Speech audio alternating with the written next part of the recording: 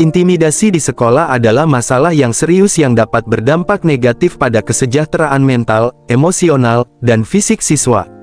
Intimidasi dapat terjadi dalam berbagai bentuk, termasuk pelecehan verbal, fisik, cyberbullying, dan pengucilan sosial. Namun, penting untuk diingat bahwa tidak ada alasan untuk menghadapi intimidasi. Dalam video ini, kita akan membahas beberapa langkah dan strategi yang dapat membantu siswa dalam menghadapi intimidasi di sekolah. 1. Memahami intimidasi. Sebelum kita membahas cara menghadapinya, penting untuk memahami apa itu intimidasi. Intimidasi adalah tindakan yang ditujukan untuk menyakiti, merendahkan, atau mengancam seseorang secara verbal, fisik, atau psikologis. Ini mungkin termasuk perilaku seperti ejekan, cacian, pengolahan, ancaman, atau penyebaran rumor. Intimidasi juga bisa terjadi secara online melalui pesan teks, media sosial, atau email. Memahami definisi intimidasi adalah kunci untuk mengidentifikasi perilaku ini. 2. Mengenali tanda-tanda. Terkadang, seseorang mungkin tidak menyadari bahwa mereka menjadi korban intimidasi. Oleh karena itu, mengenali tanda-tanda intimidasi sangat penting agar dapat mengatasinya secara efektif. Beberapa tanda-tanda yang dapat menunjukkan adanya intimidasi termasuk perubahan perilaku drastis, penarikan diri, depresi, kecemasan, gangguan tidur, penurunan kinerja akademik, atau kehilangan minat terhadap aktivitas yang biasa mereka nikmati.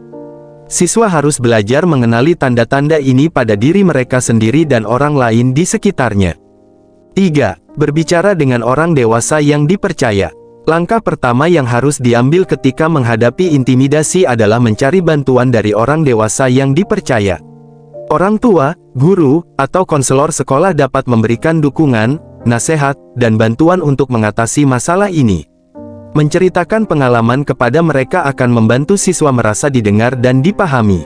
4. Meningkatkan kepercayaan diri. Intimidasi seringkali ditujukan pada individu yang rendah rasa percaya diri. Oleh karena itu, penting bagi siswa untuk meningkatkan kepercayaan diri mereka. Caranya bisa dengan mengikuti aktivitas yang mereka sukai dan untuk mendorong prestasi mereka. Melakukan hal-hal yang mereka sukai dapat meningkatkan rasa percaya diri mereka dan membuat mereka lebih tahan terhadap intimidasi. 5. Menjalin hubungan sosial yang positif. Mengisolasi diri dari teman-teman atau anggota kelompok sosial tertentu dapat menjadikan seseorang lebih rentan terhadap intimidasi.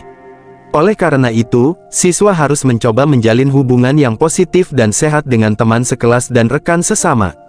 Memiliki lingkungan sosial yang mendukung dapat memberikan perlindungan dan dukungan dalam menghadapi intimidasi. 6. Menghadapi intimidasi secara langsung. Menghadapi intimidasi secara langsung dapat menjadi pilihan bagi siswa yang merasa kuat dan siap untuk menghadapinya. Saat menghadapi intimidasi, siswa harus tetap tenang dan mengekspresikan ketidaksenangan mereka kepada pelaku dengan nada yang tegas namun tidak agresif. Mereka dapat menjelaskan dengan jelas dampak dan akibat negatif dari tindakan intimidasi tersebut. Menghadapi intimidasi secara langsung juga dapat membuat pelaku menyadari kesalahannya dan berhenti melakukan tindakan tersebut. 7. Menghindari reaksi mondar-mandir. Merendahkan diri atau menjawab intimidasi dengan cara yang sama tidak akan membantu menyelesaikan masalah. Alih-alih, penting bagi siswa untuk menjaga emosi mereka dan menghindari bereaksi secara impulsif. Reaksi impulsif hanya akan memberikan kekuatan kepada pelaku intimidasi dan membuat siswa merasa lebih lemah. 8. Mengumpulkan bukti. Jika mendapati diri mereka menjadi korban intimidasi, penting bagi siswa untuk mengumpulkan bukti tentang kejadian-kejadian intimidasi yang mereka alami. Ini bisa berupa tangkapan layar pesan intimidasi, catatan tentang kejadian, atau saksi-saksi yang melihat tindakan intimidasi tersebut. Mempersiapkan bukti ini akan sangat membantu ketika melaporkan intimidasi ke pihak berwenang.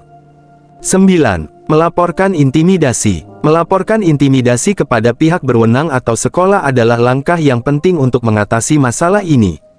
Siswa harus mencari petugas sekolah atau guru yang dapat membantu menangani masalah intimidasi dalam institusi pendidikan mereka. Melaporkan intimidasi adalah langkah yang kuat untuk melindungi diri sendiri dan mencegah tindakan intimidasi berlanjut. 10. Tetap tenang dalam menghadapi cyberbullying. Cyberbullying adalah bentuk intimidasi yang melibatkan penggunaan teknologi seperti media sosial dan pesan teks.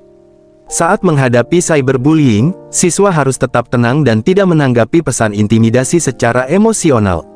Mereka harus segera melaporkan tindakan tersebut kepada orang dewasa yang dipercaya atau pihak berwenang untuk mengambil langkah yang sesuai dalam menangani pelaku cyberbullying.